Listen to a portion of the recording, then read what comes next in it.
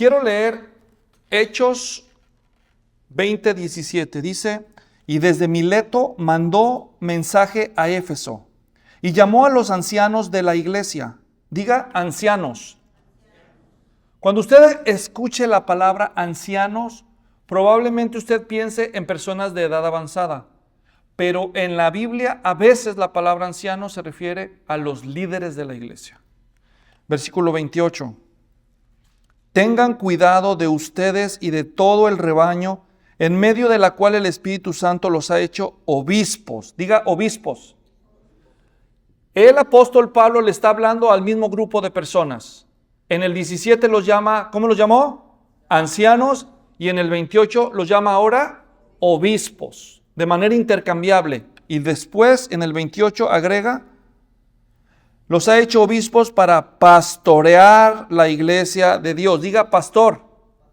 Entonces las palabras anciano, obispo y pastor, el Nuevo Testamento las usa de manera intercambiable para referirse al mismo grupo de personas, que son los líderes oficiales de una iglesia cristiana.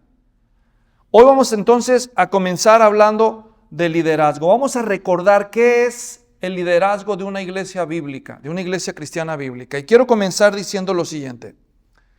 Cuando hablamos de liderazgo de una iglesia cristiana bíblica, nos estamos refiriendo al grupo de personas encargadas de movilizar a las demás que son parte de la iglesia en el cumplimiento de la misión de la iglesia y de los ministerios de la iglesia. La misión de la iglesia es aquello por lo cual existimos, nuestra meta mayor. Y los ministerios de la iglesia son las actividades que realizamos para llegar a la meta, para cumplir nuestra misión. Así que el liderazgo cristiano es el grupo de personas dentro de la iglesia que se encarga de movilizar a las demás para hacer sus ministerios y cumplir la misión. En la iglesia hay dos tipos de líderes, los líderes morales y los líderes oficiales. Digan morales. No estoy hablando del apellido Morales, estoy hablando de un liderazgo moral. Significa que hay personas dentro de la iglesia que no son personas nombradas públicamente, pero son personas que por su carisma, por su iniciativa y por su generosidad, muchas veces asumen la tarea de tratar de resolver algunas de las necesidades y con su ejemplo y su motivación invitan a otros a ser parte de eso y hacen un cambio positivo dentro de la iglesia. Son líderes morales porque nadie los puso de líderes, ni ellos se llaman líderes, ni nadie los llama líderes. Pero por causa de su personalidad o de su pasión, ellos o ellas se motivan para hacer algo bueno y otros se agregan. Por otro lado tenemos los líderes oficiales, diga oficiales. Los líderes oficiales en la iglesia son aquellos que han sido públicamente nombrados y presentados ante todos como los líderes de la iglesia. Estas personas han recibido una afirmación pública delante de todos a cargo de algún ministerio o de toda la iglesia. Lo ideal sería que en una iglesia los líderes morales y los líderes oficiales fueran los mismos.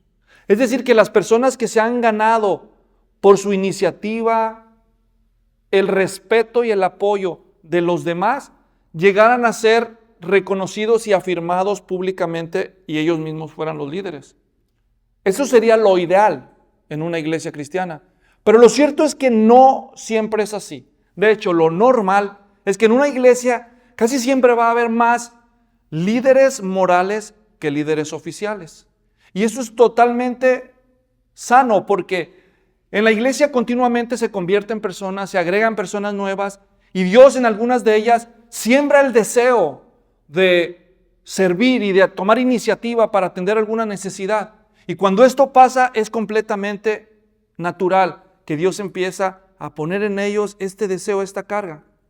Así que se espera en una iglesia saludable que siempre haya más líderes morales que líderes oficiales. Ahora, en las organizaciones sociales, en el mundo secular, se usan ciertos términos para referirse a los líderes. Uno muy común, especialmente en un ambiente como el nuestro, es el de CEO, que en inglés se pronuncia CEO, que es el Chief Executive Officer. Eso es como el número uno de una corporación o de una empresa. Y hay iglesias que han adoptado la terminología secular al hablar de su liderazgo. El problema con eso es que cuando la iglesia hace esto, lo que está comunicando es que quiere ser más como el mundo. Pero Dios ha usado sus propios nombres para referirse a los líderes de la iglesia. Así que en la iglesia, nosotros cuando leemos las páginas del Nuevo Testamento en la iglesia cristiana, encontramos 3 nombres. 3 grupos de personas que Dios ha designado y les ha dado cierto nombre que están a cargo del liderazgo dentro de una iglesia. Esos 3 nombres son apóstoles, pastores o ancianos y diáconos. Ahora voy a explicar cada uno de estos grupos. En primer lugar, el Nuevo Testamento menciona que Jesús, entre todos los que lo siguieron como sus discípulos, designó a 12 apóstoles para que estuvieran con él y los envió a predicar, y cuando Cristo faltó, él les delegó autoridad para que cumplieran una misión especial. Uno de los 12 estaba determinado que fuera un traidor y fue reemplazado por el apóstol Pablo. Pero estos 12 apóstoles tuvieron una triple responsabilidad muy especial. En la Biblia vemos que los apóstoles recibieron en primer lugar el encargo de parte del Señor Jesucristo de ir y hacer discípulos una vez que Él se fue al cielo con su Padre. Los apóstoles tuvieron la responsabilidad de ir y predicar el evangelio y hacer discípulos, pero cuando ves el libro de los Hechos te das cuenta que ellos no solamente hicieron discípulos, sino que agruparon a los discípulos que se iban convirtiendo en cristianos en comunidades de fe, que hoy en día llamamos iglesias.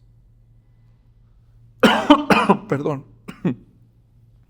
Así que en primer lugar los apóstoles tuvieron la responsabilidad de establecer las primeras iglesias. Número 2, ellos tuvieron la responsabilidad de establecer a los primeros líderes de las primeras iglesias. Y número 3, los apóstoles tuvieron la responsabilidad de enseñar la doctrina de Cristo a los nuevos cristianos. A medida que los apóstoles envejecieron y vislumbraron su muerte cercana, ellos empezaron a escribir la enseñanza de Cristo. Y así es como, bajo la inspiración del Espíritu Santo, recibimos las Sagradas Escrituras. No hay ni un solo lugar en la Biblia donde veamos a uno de los apóstoles nombrando un sucesor, apóstol, en lugar de él, para cuando él faltara. No.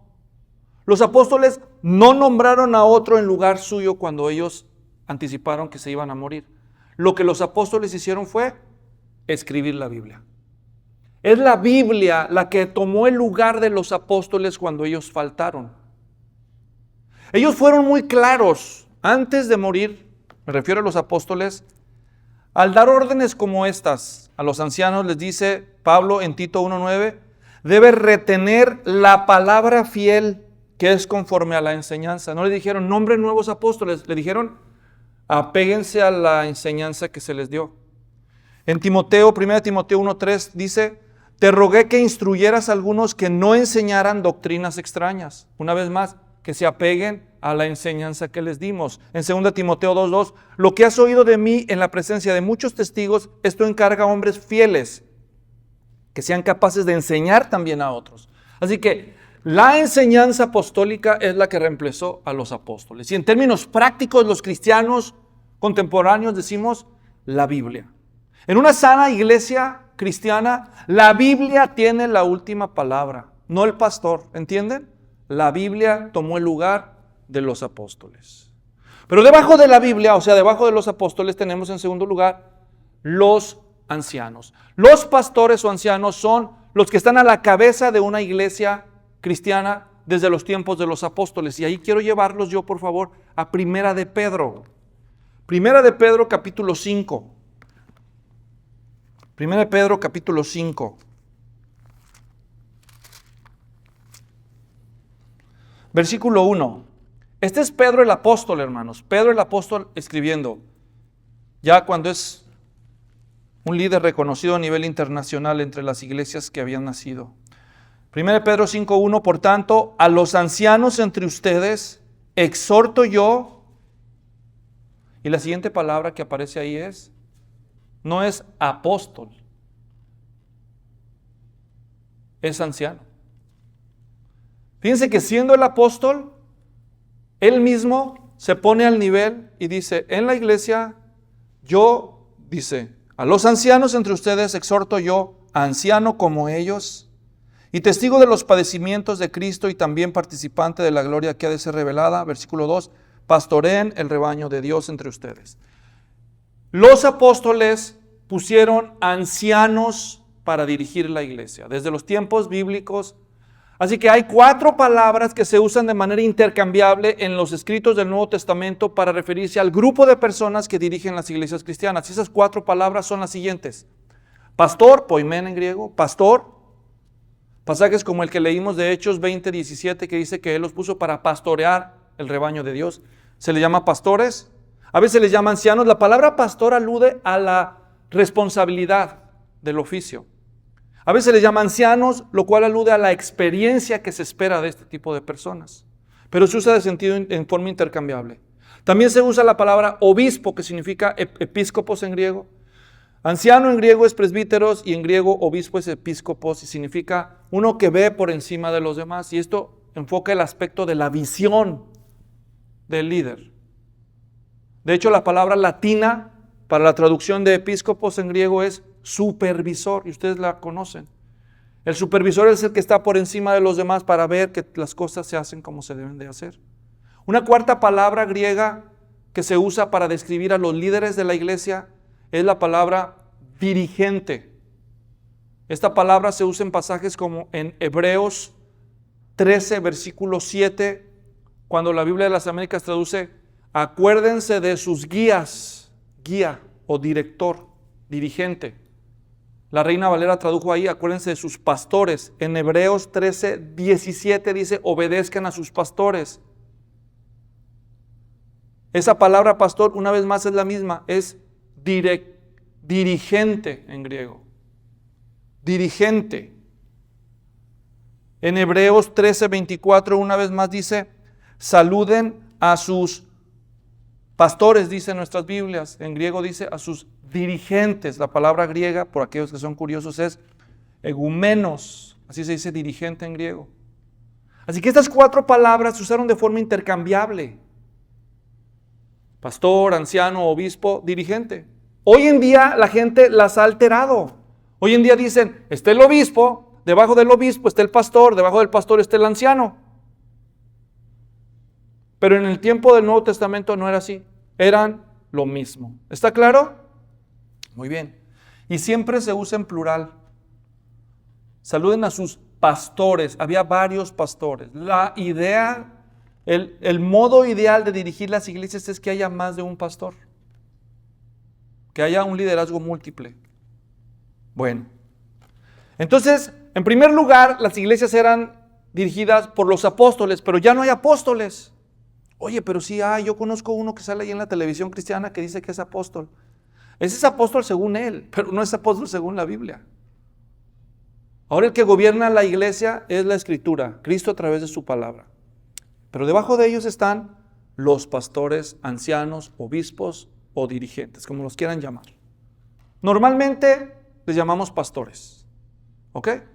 A los que se profesionalizan, se preparan en un seminario, normalmente les llaman pastores, y a los que no van a un seminario a veces o tienen otro oficio, pero no se dedican al ministerio todo el tiempo, les dicen ancianos, y se hace esa diferencia. Pero esa diferencia no es bíblica, tal vez sea práctica, pero no es bíblica. ¿Está claro? Los que dirigen la iglesia, los pastores. Y luego hay otro grupo que se llaman los diáconos. Diga diáconos. Diáconos. Filipenses 1, por favor. Solo por citar un ejemplo entre tantos. Filipenses 1.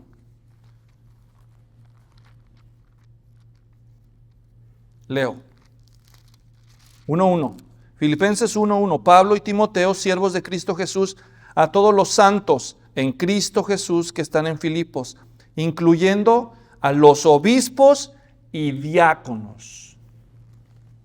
La palabra diácono significa mesero, servidor, literalmente significa servidor. Pero en el Nuevo Testamento no había restaurantes ni había hoteles, como hay ahora. Lo que había eran mesones. La gente abría su casa, le designaba una parte de su casa o un cuarto, lo abría al público y la gente que necesitaba alojamiento o comida, llegaba a los mesones, había mesas, la gente se sentaba y le vendían comida. Y el criado encargado de servirle la comida, recoger los utensilios, todo eso, era el diáconos, el servidor, el mesero. ¿Está claro? Entonces los autores de la Biblia toman prestada esta palabra y la usan en la iglesia para referirse a un grupo de personas que van a tener liderazgo en la iglesia, pero no van a ser los gobernantes de la iglesia, sino que van a ser líderes de asuntos prácticos. Más o menos funciona así. Los pastores toman decisiones importantes y los diáconos ayudan a ponerlas en práctica. Son líderes en asuntos más prácticos o logísticos. El paralelo más cercano de un diácono entre nosotros aquí en esta iglesia es un líder de ministerio. Digamos que tenemos un ministerio que necesita a alguien que lo organice, lo dirija, entonces nombramos a una persona a cargo de ese ministerio. Los diáconos se encargaban de asuntos así. A veces en una temporada en un ministerio, otra en otro ministerio, pero eran encargados de asuntos prácticos. Entonces tenemos la escritura, porque ya no hay apóstoles, los pastores y los líderes de ministerio o los diáconos. Ahora, la pregunta que nos vamos a hacer es, ¿cuáles son las responsabilidades de un pastor? ¿Saben ustedes lo que debe de hacer un pastor según la Biblia? Muy bien, pues ya lo leímos en 1 de Pedro 5:1. Cuando Pedro les dice en el versículo que ya leímos antes, les dice, yo, Pedro, anciano, exhorto a ustedes, anciano también con ustedes, y luego dice, y testigo de los padecimientos del Señor, dice, pastoreen la iglesia de Dios. El trabajo del pastor es pastorear. No, pues sí, quedó muy claro, gracias. No nos ayuda a veces esto, pero eso es lo que dice la Biblia. Cuando Pedro niega al Señor 3 veces, siente un profundo remordimiento. Y él queda muy desalentado por su fracaso espiritual. Cristo resucita y Pedro, avergonzado por su fracaso, decide regresar a la pesca. Y en Juan capítulo 21 él dice, me regreso a pescar. Y algunos lo siguen. Miren, tenía liderazgo porque él decide regresar a pescar y otros dicen, nosotros vamos contigo. Y se regresa ya a su lugar. Y se pone a pescar y ahí el Señor Jesús se le aparece, resucitado. Y los llama. Y cuando tiene a Pedro cara a cara, Pedro escucha al Señor preguntarle, Simón Pedro, ¿me amas? ¿Me amas más que estos?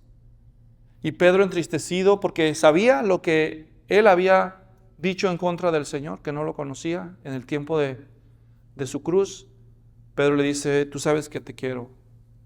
Y entonces Jesús le dice a Pedro, entonces pastorea mi rebaño. Otras versiones de la Biblia, en lugar de traducir pastorear, traducen la palabra apacentar. Es lo mismo. Apacentar es el trabajo de un pastor. 3 veces Jesús le pregunta a Pedro, ¿me amas? Y 3 veces le dice, apacienta mis ovejas, apacienta mis corderos, pastorea mi rebaño. Ese es el trabajo de un pastor. 3 veces Pedro negó al Señor, 3 veces tiene el Señor que hacerlo, confesar que lo ama para restaurarlo. El trabajo de un pastor es pastorear. Y pastorear en términos prácticos, yo lo expliqué con lujo de detalle en un mensaje que prediqué hace un tiempo, el 20 de diciembre del 2020 y el 10 de enero del 2021. Yo expliqué con lujo de detalle cuáles son las responsabilidades de un pastor, qué significa pastorear. Ustedes pueden buscar los mensajes ahí en mi canal de enseñanzas. Uno se llama la responsabilidad de un pastor de calidad y la otra se llama la actividad de un pastor de calidad. A modo de resumen de lo que dije en esas enseñanzas, les recuerdo, pastorear significa 3 cosas. Número 1, alimentar. Número 2, cuidar. Y número 3, dirigir. Un pastor existe para alimentar al rebaño.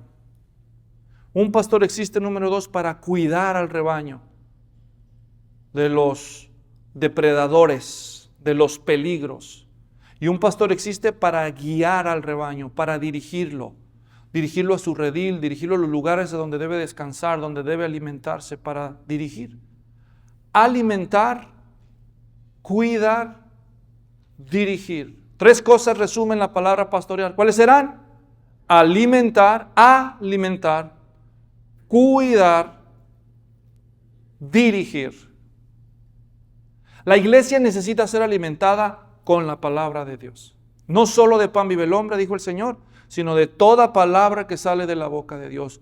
Una responsabilidad muy importante de los pastores es enseñarle la palabra de Dios al pueblo de Dios para que sepan cómo vivir en comunión con Dios. Alimentar. Número 2, cuidar. ¿Cuidar de qué o de quién? Cuidar del engaño del pecado. De eso hablamos un poco la vez anterior. Cuidar el rebaño del pecado, cuidar el rebaño de la mala o falsa enseñanza, porque hay falsa enseñanza según la Biblia, hay herejías. Y los pastores deben cuidar a la iglesia de la mentira.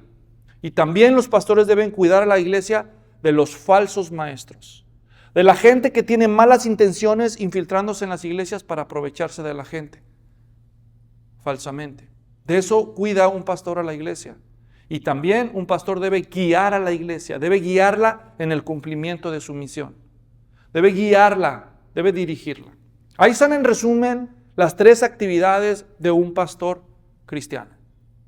Ahora, cuando alguien ya es pastor de una iglesia, pues esas son las cosas que debe de estar haciendo.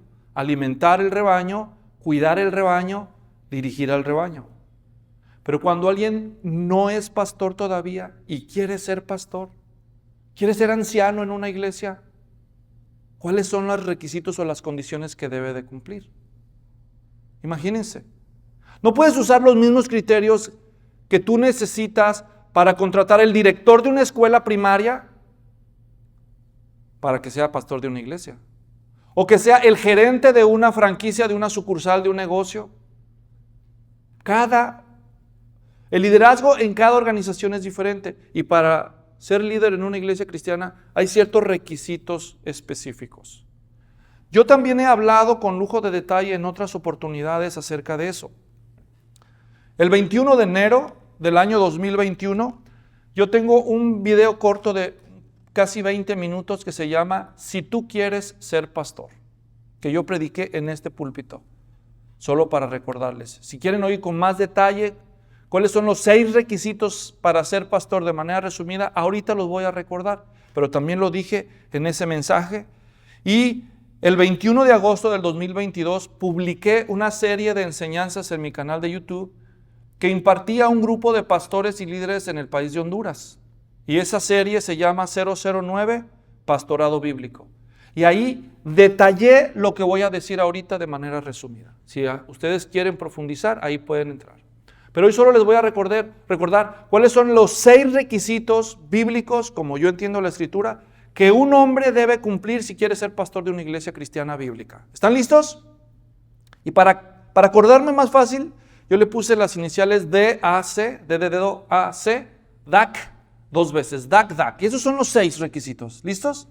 En primer lugar, esperamos que uno que quiere ser pastor de una iglesia cristiana debe ser un hombre que tiene devoción por Dios. Devoción significa que tiene amor y temor de Dios. Obviamente esperamos que sea un cristiano. ¿Cómo vamos a poner a alguien que no es cristiano pastor de los cristianos?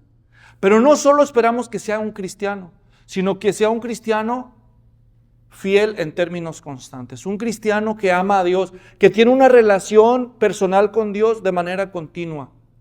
Que se acuerda de las palabras del Señor Jesús que dijo en Juan capítulo 15, yo soy la vid, ustedes los racimos y las ramas. Así, el que está en mí y yo en él, ese lleva mucho fruto, porque separados de mí nada pueden hacer. El pastor de una iglesia cristiana debe ser un hombre que camina con Dios, que tiene una relación constante con Dios día con día, que es un buen cristiano, en primer lugar. Número 2, El que quiere ser pastor de una iglesia cristiana, número 2, debe tener actitud. Actitud es la disposición interna por cómo hace las cosas. Si quiere ser pastor de una iglesia cristiana, su actitud debe parecerse a la actitud de Cristo. Que cuando la gente vea al hombre diga, oh, eso me recuerda cómo era Cristo. ¿Y cómo era Cristo? ¿Ustedes recuerdan cómo era Cristo? Les ayudo. Dijo Jesús en Mateo 11, dijo, aprendan de mí, que soy manso y humilde de corazón, y hallarán descanso para sus almas. ¿Qué prefieres, un pastor humilde o un pastor soberbio? ¿Ah? ¿Ves cómo era Cristo? Manso y humilde. En esto conocerán que son mis discípulos, dijo el Señor Jesús en Juan 13, 34 y 35. Si tuvieren amor los unos con los otros. ¿Qué prefieres, un pastor que ama o un pastor desamorado? ¿Ves cuál es la actitud de Cristo? Cristo dijo, el que quiera ser mayor entre ustedes será su servidor, diáconos. Pero el que quiera ser el más grande de todos será vuestro siervo, dulos, esclavo. Porque aún el Hijo del Hombre, hablando de sí mismo, dijo el Señor en Marcos 10, 44 y 45, dijo, porque aún el Hijo del Hombre no vino para ser servido, sino para servir y para dar su vida en rescate por muchos. ¿Sabes qué distinguía a Cristo? Su actitud de servicio. Humilde, amoroso, servicial. ¿Qué más distingue la actitud de Cristo? Justicia. ¿Te imaginas tener uno de pastor que es un tranza? ¿Injusto? Acuérdense que una de las tareas del pastor va a ser exhortar, incluso ejercer disciplina cuando se necesita. ¿No vas a querer que sea justo o que tenga favoritismo? Debe ser un hombre de actitud como Cristo, justo. Justo, pero al mismo tiempo misericordioso, porque nuestro sumo sacerdote Jesús es misericordioso en la casa de Dios, ¿no?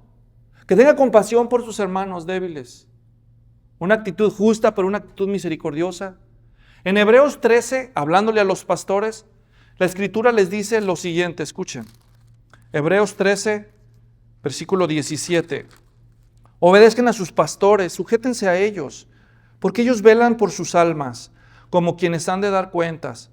Permítanles que lo hagan con alegría y no quejándose. Gozo. Un pastor debe tener una actitud de gozo. ¿No creen que un pastor debe tener una actitud de gozo? Sí, debe tener la actitud de Cristo. Debe tener devoción constante, actitud cristiana. Que pueda ver la gente a esa persona, dice, a pesar de que no es perfecta, pero puede ver a Cristo en ella. Que puede ver humildad, amor, servicio, justicia, misericordia, gozo. Una actitud cristiana. Tercer requisito, estoy repasando, devoción, actitud cristiana. Y después tenemos conducta irreprochable, conducta irreprensible. 1 Timoteo 3, 1, el que anhela ser obispo o pastor de una iglesia, buena obra desea. Pero es necesario que el obispo sea irreprensible. Irreprensible significa sin agarradera. ¿Cómo?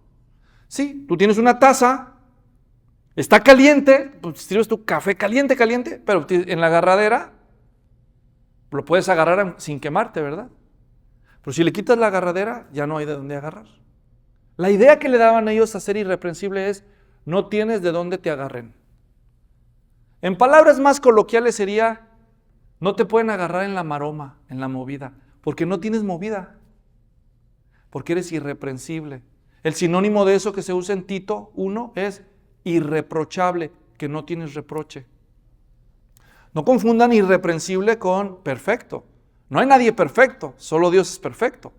Pero otra cosa es ser reprochable. Una persona irreprensible es una persona cuya conducta es libre de reproche. Si comete un error, porque es humano, pues asume la responsabilidad del error. Se disculpa. Si comete un daño, repara el daño hasta donde es posible. Y hace lo que tiene que hacer para no estar repitiendo el error una y otra vez. Porque es un hombre irreprensible. Dices, wow, pues eso está difícil. Pues sí. Déjenme les recuerdo que ser irreprensible es un llamado para todos los cristianos. Pero obviamente para los pastores también. Así que, devoción, actitud cristiana, conducta irreprensible. Pablo la explica con lujo de detalle en 1 Timoteo 3. Número 4, deseo. En el mismo versículo que cité, 1 Timoteo 3, 1 dice, el que anhela ser obispo, buena obra, desea. Tiene que querer. Si usted va a ser pastor, tiene que querer. Tiene que querer ser pastor. No puede ser a fuerzas. Hermano, ¿quién en su sano juicio quiere un trabajo de pastor? Les voy a explicar. Porque algunos de ustedes pueden tener una idea equivocada, distorsionada. No, pastor, no, pues todos los diezmos para mí. Porque eso es lo que oyen ustedes. Para empezar, yo no meto la mano en los diezmos, por cierto. Un pastor bíblico no es eso. ¿Quién quiere meterse a un trabajo donde, para empezar, no hay garantía de salario? No hay beneficios, ni prestaciones, ni plan de retiro necesariamente. A veces puede que sí, puede que no. Pero eso sí, te van a estar viendo todo el día, chiquito. Atrévete a cometer un error y vas a ver. No solo tú, tu esposa, tus hijos van a estar en el escaparate todo el tiempo, aunque no quieran. Tuvieron la dicha de que su papi quiere ser pastor. Y ahora, ahí los están siguiendo en cada oportunidad. Le llaman en la mañana, en la tarde o en la noche si es necesario, para que haga de todo. Tanto visitar a un enfermo en el hospital, ir a una funeraria, como reparar el baño que tiene una fuga, lo que sea. ¿A quién creen que le van a hablar? Pues al pastor. ¿A quién más? Si hay un loco allá que trae un cuchillo, ¿a quién creen que le van a hablar? A la policía ya le hablamos, pero está en la propiedad de la iglesia. Háblenle al... ¿Verdad? Estar oyendo personas que se acusan, se atacan, se lastiman. Es decir, a ver, ¿cuántos quieren un trabajo así Dicen, no, yo tengo con mis problemas, tengo. ¿Para qué quiero meterme en los ajenos? Por eso digo, ¿en qué cabeza cabe alguien quisiera un trabajo como ese? ¿Saben en qué cabeza? En algunos que el Señor pone esta carga. Y a pesar de todo lo que se pueda pensar y decir de este oficio, hay un deseo en algunos por hacerlo. Algunos le llaman a eso un llamado de Dios. ¿Se acuerdan cuando Pablo va camino a Damasco y ni siquiera es Pablo, es enemigo de los cristianos y se topa con Jesús? Él cae al suelo y dice, Saulo, Saulo, ¿por qué me persigues? Y después el Señor Jesús va a decir más tarde, va a decir, porque instrumento escogido me es este para llevar mi nombre delante de los reyes y de los gentiles. Dios llama a personas para servir en este oficio. Hay veces que Dios los llama de manera dramática, como a Saulo. De un día para otro cambian todo, dejan todo y quieren servir al Señor. Y otros de manera gradual van creciendo en este deseo hasta que algún día ya la balanza se inclina a decir, yo quiero servir más al Señor. Pero tiene que haber deseo. Si no hay deseo, no puede ser pastor. Tiene que haber disposición. Así que devoción, actitud, conducta, deseo o llamado. Y después aptitud. Diga aptitud. Aptitud significa habilidades o destrezas. Todos los oficios tienen sus propios requerimientos de destrezas. ¿No lo creen? Intenten estacionar un tráiler. A ver, ¿alguien sabe aquí estacionar un tráiler? ¿Verdad? Pues los traileros, ¿verdad? ¿Él? No, hasta la bicicleta la estaciono mal, dice uno. Cada oficio requiere sus destrezas. Pues ser pastor requiere sus destrezas, habilidades. Si no las sabes, pues apréndelas. ¿Cómo cuáles, Luis? Por ejemplo, ¿quién crees que va a tener que predicar? Quiere ser pastor, pero no sabe predicar, no sabe enseñar, que no es lo mismo, aunque se parece. Va a tener que aconsejar, ¿verdad? Va a tener que administrar, va a tener que dirigir. Son algunas de las destrezas que tiene que aprender un pastor. ¿Qué más hace un pastor? ¿Tiene que evangelizar o no? Oye, si el pastor no sabe evangelizar, pues es el colmo. ¿Qué estás haciendo ahí? Te equivocaste de trabajo. Ya llevamos 6. Discipular. Ya que se convierte la gente, hay que ayudarle a crecer en Cristo. ¿Y quién la va a discipular? Pues el que pueda. Pues también el pastor tiene que poder discipular. ¿Qué más? Exhortar. Y a veces en el caso hasta disciplinar. Reproducir otros líderes. ¿O no se va a ocupar que sigan levantando líderes? Y las ceremonias. El día que alguien se quiera bautizar, ¿quién lo va a bautizar? Y el día que haya un bebé, que haya que presentar un bebé. Y el día que fallezca alguien y que se tenga que hacer el funeral, ¿con quién van a ir? Pastor. No, ¿yo por qué? Pues usted es el pastor. ¿Cómo se hace un funeral? Un servicio memorial. Hay ceremonias, son parte del trabajo. ¿Ok? En una palabra, aptitud o habilidades. Así que he dicho, requisitos para alguien que quiere ser pastor, pues tiene que tener una devoción constante por Cristo, debe tener actitud cristiana, conducta irreprensible, deseo o llamado, aptitud o destrezas especiales para este trabajo. Y por último, conocimiento. Conocimiento bíblico, conocimiento doctrinal de las creencias y de la palabra de Dios. Porque de eso parte todo. Si un pastor no conoce la Biblia, ¿qué va a usar para aconsejar? ¿Su propio ingenio? ¿Su sabiduría humana? Si un pastor no conoce la Biblia, ¿qué va a predicar? ¿Sus propias ideas? La Biblia es todo para un pastor de una iglesia bíblica. La doctrina bíblica es todo. ¿Qué prefieren ustedes, tener por pastor a alguien que nunca ha leído la Biblia o uno que ya la leyó? ¿Ah? ¿Verdad?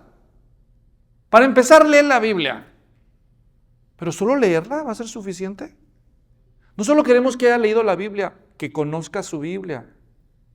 Que conozca cuántos libros tiene la Biblia, de qué habla cada libro de la Biblia. Si así seguimos, va a ser que se sepa la Biblia de memoria. ¿Qué más quisiera yo? Pero tampoco es realista. A menos que fuera un genio, no nos sabemos la Biblia de memoria. Pero se espera que un pastor sepa la Biblia. Que sepa de qué habla cada libro de la Biblia. Que sepa cuáles son las doctrinas esenciales, cuál es la doctrina cristiana. Que conozca la verdad. Así que ahí está en resumen. Nada más 6 requisitos. Una vez conseguí un trabajo. Era un trabajo para mí imposible. Era un trabajo de ser maestro de inglés en una compañía. Muy estricta, muy profesional. De muy buena reputación. Cuando yo era joven y fui a la secundaria, la maestra de inglés que tuve en el primer año de secundaria me dijo que era un tonto que nunca iba a aprender inglés. Y ahora han pasado varios años y estoy pidiendo trabajo para ser maestro de inglés. Imagínense. Ya de por sí me sentí intimidado. Pero me contrataron y me mandaron a la Ciudad de México a estar en un entrenamiento por todo un mes. Ellos me iban a entrenar para ser yo maestro de inglés. Y yo decía, no, me van a despedir al final del mes porque no voy a poder. Cada día se agregaban responsabilidades y responsabilidades y hacíamos ejercicios y yo decía, esto es imposible. Yo quedé desalentado al fin de la capacitación. Yo ya quería someter mi renuncia. Y el último día que estábamos ahí, todos los que habíamos pasado por el entrenamiento, ya nos estaban dando las últimas indicaciones y yo estaba frustrado hasta la coronilla. El instructor se llamaba Humberto. Y me acuerdo que levanté mi mano y le dije, ¿le puedo decir algo? Dígame. Dime, Luis, me dijo. Humberto del Valle se llama. Le dije, es que esto es imposible. Nadie puede hacer esto, es demasiado. Nadie puede hacer esto. Este es un trabajo sentenciado al fracaso. Nadie va a poder hacer todo esto. Cada día de la semana teníamos una lista de tareas que hacer. Eran demasiadas. Yo me sentía abrumado y ni siquiera había empezado a trabajar. Y él me dejó desahogarme. Y ya que terminé de expresar toda mi frustración, él me miró a los ojos delante de todos los compañeros y me dijo, entiendo que te sientes así, pero solo tengo una pregunta que hacerte, Luis. Entonces me tomó por sorpresa y dije, pues ¿qué me iba a preguntar? Esperaba que me dijera, presenta tu renuncia, algo por el estilo, ¿no? Pero no, me dijo, solo tengo una pregunta para ti. Y entonces me dijo, ¿Estás dispuesto a intentarlo? ¿Tú crees que no se puede? ¿Estás dispuesto a intentarlo? Es todo lo que esperamos de ustedes. ¿Estás dispuesto a intentar lo que a ti parece imposible? Y yo dije, necesitaba el trabajo. Dije, sí, estoy dispuesto. Eso es todo lo que necesitamos. ¿Y qué creen que descubrí? Que sí se podía. Aunque yo estaba convencido que no se podía, o que alguien como yo no podía, que no tenía lo que se necesita para cumplir con el trabajo. Pero con la paciencia de mis compañeros y con la ayuda de Dios, logré. No solo fui un buen maestro, suena mal que yo lo diga, pero eso decían los alumnos, que yo era el mejor maestro, o uno de los mejores, sino que después me invitaron a ser director de una escuela, y después director de otra escuela, y después director de otra escuela más grande, con más de 600 alumnos. Pero yo creía que yo no podía, y yo renuncié a ese trabajo para ser pastor de ustedes. Esto sí vale la pena para mí. Quiero que sueñen, que crean que Dios los puede usar, que Dios puede levantarte para ser una mejor madre, una mejor líder, para ser un mejor líder en tu trabajo, pero sobre todo que Dios puede levantar hombres aquí y mujeres para ser líderes. Yo sé que tú sientes que no se puede, pero ¿estás dispuesto a intentarlo? ¿A esforzarte? Hay gente que cree en ustedes. ¿Tú creerás en ti? ¿Y estás dispuesto a intentarlo? Oremos. Padre, agradecemos que tú nos has dado el ejemplo enviando a nuestro Señor Jesucristo aquí al mundo. Él escogió personas tan imperfectas para ser apóstoles. Algunos de nosotros ni siquiera los hubiéramos contratado para hacer un trabajo y Jesús los llamó a ser apóstoles. Y a través de ellos cambió el mundo. Yo oro por mi iglesia, para que juntos podamos hacer algo mejor de lo que hacemos solos. Y algunos que ni siquiera hacemos. Quiero pedirte que inspires y llenes de esperanza a todos los oyentes para que quieran aumentar sus habilidades, que se capaciten para ser mejores líderes en su trabajo, en su comunidad, en su escuela, en su negocio. Y sobre todo, que despiertes el peso por muchos de capacitarse para el liderazgo en la iglesia. Te lo ruego, Padre, en el nombre de Jesús. Amén.